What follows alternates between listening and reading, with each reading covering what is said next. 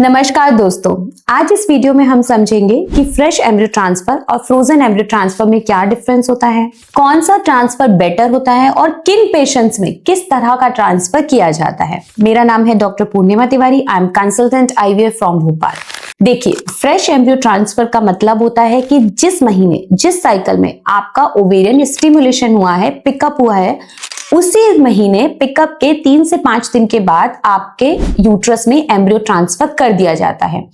इस कंडीशन को हम बोलते हैं fresh embryo transfer. Frozen embryo transfer का मतलब है कि अगर आपका पिकअप हुआ है या डोनर एग साइकिल है, उसमें एम्ब्रियो बना के पहले फ्रीज करके रख दिए जाते हैं और अगले महीने हम कुछ ऐसी दवाइयां या इंजेक्शन देते हैं जो यूट्रस यानी बच्चेदानी के अंदर की लाइनिंग को मैच्योर करते हैं और तब हम उन फ्रोजन एम्ब्रियोज को थॉ करते हैं, ट्रांसफर करते हैं और इस प्रोसीजर को बोला जाता है फ्रोजन एम्ब्रियो ट्रांसफर। तो फ्रेश एम्ब्रियो ट्रांसफर किसमें किया जाता है? जनरली फ्रेश एम्ब्रियो ट्रांसफर हम उन महिलाओं में करते हैं जिनमें ओवेरियन स्टिमुलेशन के बाद हमें बहुत कम नंबर ऑफ एग्स मिले हैं, जिनमें ओवेरियन हाइपर स्टिमुलेशन सिंड्रोम यानी OHSS का रिस्क बहुत कम है और कम नंबर होने की वजह से, एम्ब्रियो के कम क्वालिटी होने की वजह से उन्हें फ्रीज करके रखेंगे तो और डैमेज हो सकता है। तो वी जनरली प्रेफर कि हम उस साइकिल में फ्रेश एम्ब्रियो ट्रांसफर कर देते हैं।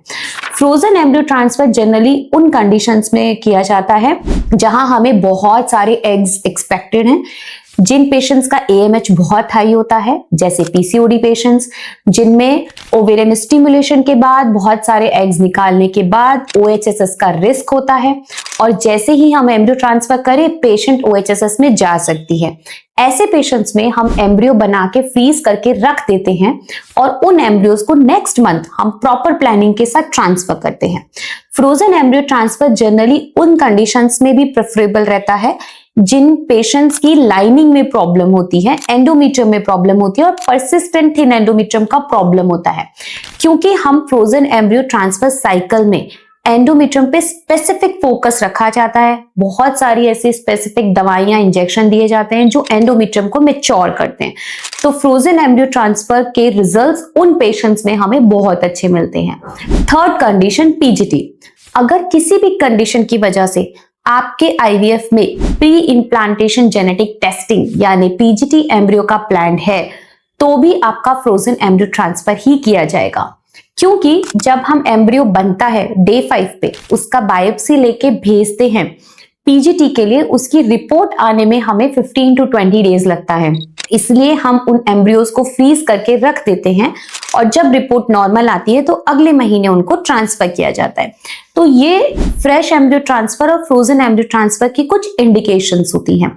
अब सक्सेस रेट की बात करें, जनरली रिसर्च में ऐसा पाया गया है कि अगर हम क्यूमुलेटिव लाइव बर्थ रेट देखें तो वो दोनों ट्रांसफर की इक्वल आती, पर clinical pregnancy rates, pregnancy positive आने की success rate frozen embryo transfer से ज्यादा अच्छी देखी गई है, क्योंकि हम उसमें एम्ब्रियो के साथ साथ लाइनिंग पे भी स्पेसिफिक फोकस रखते हैं। तो I hope friends now you are clear कि fresh embryo transfer and frozen embryo transfer में क्या डिफरेंस होता है। बट अगर फिर भी आपको कोई डाउट है तो आप हमें कमेंट बॉक्स में पूछ सकते हैं। And thank you for watching this video.